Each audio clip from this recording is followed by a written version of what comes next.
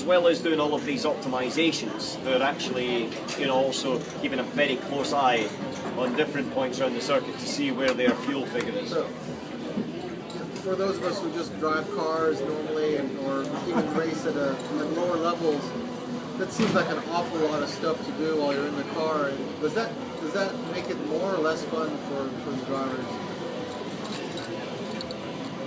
It's different. Yeah, you could argue it's more or less fun, but trust me, if you win the race and you're on the top step of the podium, you're smiling like hell. There's 25 points in the pockets a step towards the World Championship. It's what you've got, it's the regulations. Motorsport cannot, in my opinion, be devoid of all the things in the world. We've got to be proactive and be leading the charge into making sure that we're building the technology for the future. That's why Audi's involved, it's why Michelin's involved, is that technological advancement. And what we need now is things that will last longer.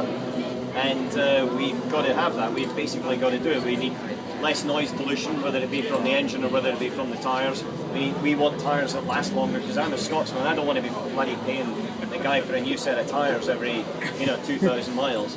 And you want to have that, but with a grip and security that you've always had, because that's your insurance policy. You know, if it rains, going back down to the foam after 3 months of dry weather and the oil's coming out of the tarmac and everything else, you need to have that grip and feel onto the tarmac. And so therefore it's always that battle, but that's where this place is the ideal test bench for it. And that's why if you look up and down the grid, all the big players are here. And all the big players are here in a competitive format. It's not one-make formulas. It's not where, whatever, you're going to win. It's a case of that you've got to beat the other manufacturers to do it, whether it be tyres or engines or whatever. And that's it's one of the cool parts about it in the World Championship. I think we have time for one more, and then we promised we'd get Allan to the TV compound. So. Yeah. When you're trying to set up someone to pass, since you've got that 3-lap window, do you try to draft behind them and run 2 laps a little low on fuel, and then plan on going over him when you go to make the pass? Is that part of the strategies that My strategy, get past them as fast as you can. And if you're not ahead of them before the first corner, then you've got a bit of work to do. It's very tricky because you can't get the penalty of coming into the pits. You've got to make sure that you hit that. And so therefore there is a little bit of patience involved, a little bit more than there ever used to be. The reality is that with traffic, and that's a big factor here, there's so much more overtaken than there would be in a standard open wheeler race. Then with the traffic, you take the opportunity when it comes, because you might get a little bit blocked and you've got to go.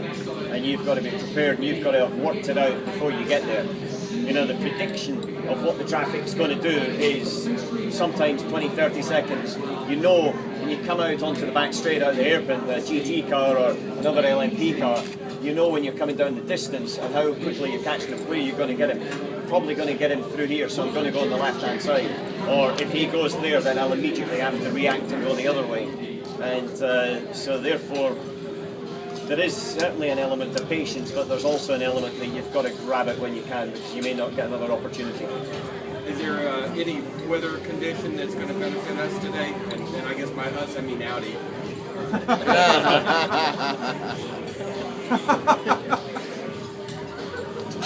Driving a four-wheel drive, Audi's pretty historically well known for having quattro, and for having brought that to the circuit and to the road. And, they've won a few things with it.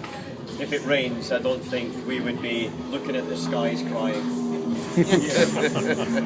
If it doesn't rain, we're just going to have to get on with it.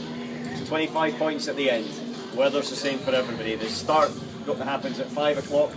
The end of it, the checker flag's at 11 o'clock. And whoever does the best job going from A to B wins the race. And that's the way it should be. We've got stiff competition, tough competition. They want to win as much as we do. And they're very aggressive in trying to achieve it, as we are. So, 37 minutes, you're going to know how it's going to look. I wouldn't say how it's going to turn out, but how it's going to look. What I can tell you is just look for 2 silver Audis going at it. Ladies and gents, thank you. Thank you, Allan.